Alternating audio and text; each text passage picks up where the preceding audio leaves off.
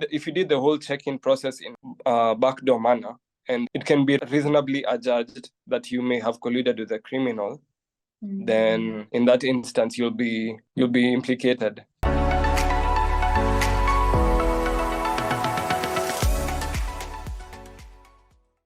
Let's talk about the safety of the guests. How do I, as the host, ensure that my guests are safe? And to what extent am I supposed to implement that?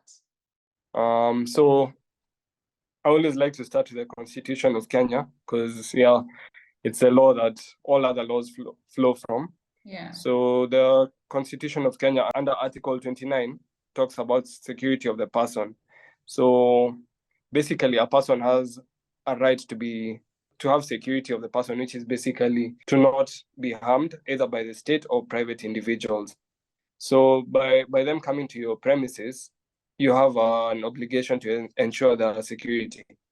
And also, in addition to this, Airbnb actually do have a safety policy, which gives you, as a host, a certain list of guidelines that you must have in order to be registered under them. And some of this is you have to have a smoke and carbon monoxide alarms, which are fitted and working correctly. You also have to have, you have to ensure your electric systems and appliances are safe to use. You have to ensure that the property is fit for occupation, and you have to carry out a risk assessment before you begin your operations. And you have to ensure that your gas appliances are maintained well. This is just to ensure that errors don't happen when people are in the house and cause damage to people. So it's basically just to you follow this sort. You cannot be held liable in case something happens. Because you have a duty of care to your client. And if you could be sued for negligence if you've not gone through these steps and something happens.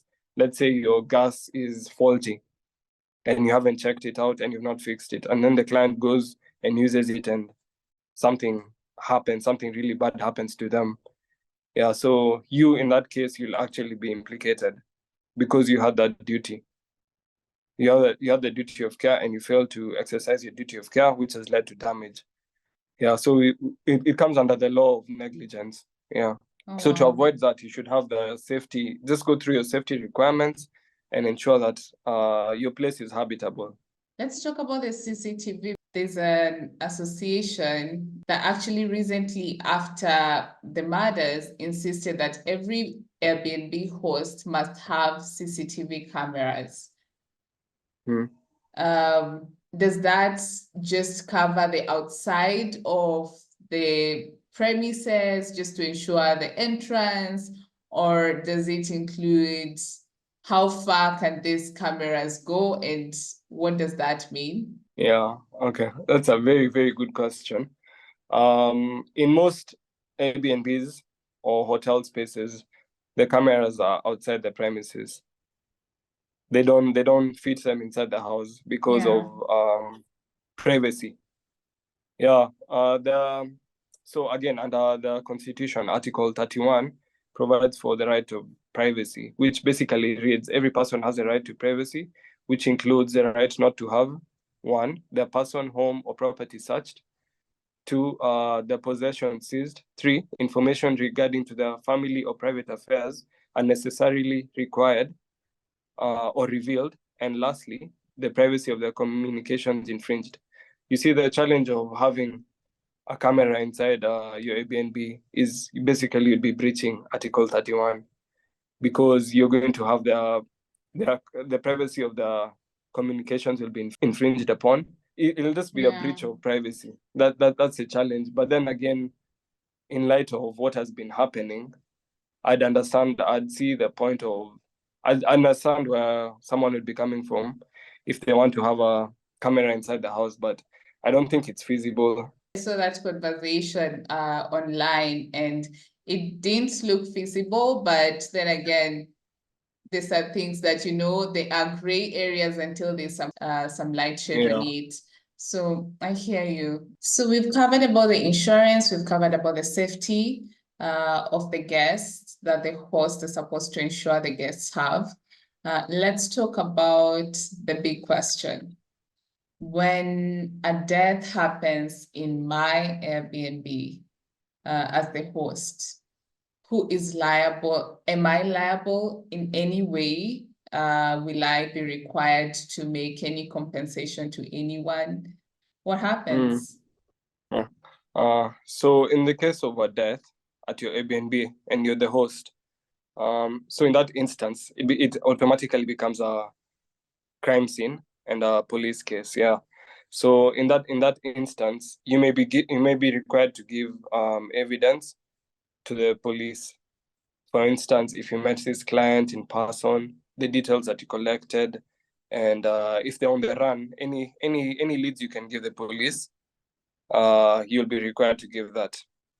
Also, if you did the whole check-in process in a backdoor manner, and it can be reasonably adjudged that you may have colluded with a criminal, then in that instance you'll be implicated.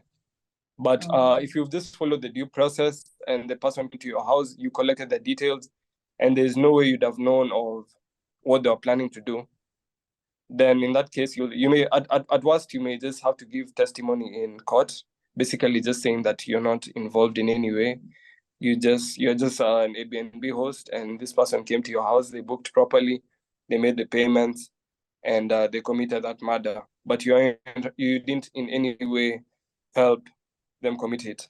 Then in that case you'd be free to go. Yeah, because you just being the host and a crime happening on your premises doesn't mean that you had a role to play in it. If you took all the steps required, like you did, all the check-in process was proper, then you'd be okay. Yeah. Which makes me think and wonder, for example, in this case, in the murder of Waeni, the man came in and was featured by a CCTV camera, which was around the premises. And assuming that if his details were taken, he's the one who came in first, right? They didn't come together with the lady.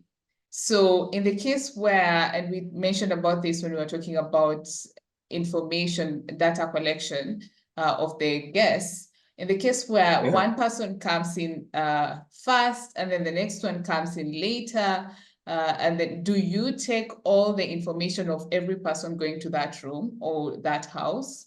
Yeah, from my experience, it varies, but the best practice would be to take the details of everyone checking into the house, because you could give out your house to one person and then they decide to throw a party. You see, in that case, there'll be so many people entering your house, and collecting all the information would become tricky even for the security guards. Yeah. But in the instance of the Toyani case, I believe they should have taken both parties' details, because as she was coming in, I'm sure she had to sign somewhere her name, her ID number, and basically just her signature and the date, just the usual. Yeah. And in most high-end apartments or Airbnbs, they require even the guests to leave their ID. The guest's guest, you get. So if I'm the one who's being hosted, now the person who's coming to visit me may have to leave their ID with the watchman. That's how it usually works. Yeah. But you as a guest, usually you don't have to leave your ID, because the host would have talked to the guards and told them there's this client of mine who is coming in. Facilitate the entrance to the premises. But anyone else coming should leave their ID at the gate. Yeah. And we've just mentioned about you may be the one getting the house or the premises, and then you decide to throw a party or invite a number of other people. So is there a restricted number of people, say, in certain premises that should be allowed to get in, or it can be as open, or it's entirely dependent on the host? It's not entirely dependent on the host, because you're living in a place with other people. So you have neighbors who may complain. So if it's a residential area and you can't be throwing parties, because it's going to disrupt the whole neighborhood. Yeah. But in most instances, it's usually the standard practice is 2 adults per room. So if it's a 1 bedroom, 2 people at most. If it's a 2-bedroom, 4 people. 3-bedroom, 6 people. Yeah. So usually that restrictions, yeah. And hosts will not accept many people to enter the house because of obvious reasons. You're going to the bills will skyrocket because there are many people in the house. And also just it's how many people can you fit in a room? It won't even be habitable. The standard practice is for each room 2 adults. And if you bring in more people, that's a violation, and the host can actually cancel your tenancies, so to speak. If you've agreed you're only going to be 2 people, you can't start bringing many people. Should the guests not adhere to some of the requirements that you have or the rules that you have, you are allowed to cancel their visit, their stay. Yes. Yeah.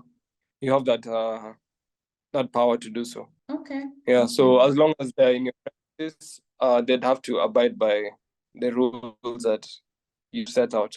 Of course, they can be oppressive, but this reasonable rules. You'd have to follow. I think if they are oppressive, then most people would not visit you. But yeah, I hear you. Yeah. I also think it's very empowering to just know that you can, should something be amiss, you can cancel their visits. As we wind up, just to remind the people who may be thinking of, getting their apartment to be an Airbnb, to become hosts.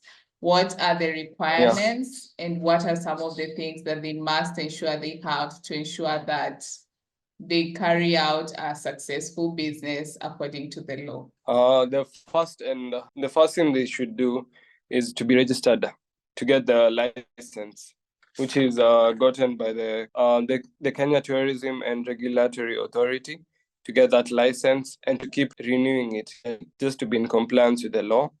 The second thing I'd say is ensure that they're paying the taxes, they're remitting the taxes.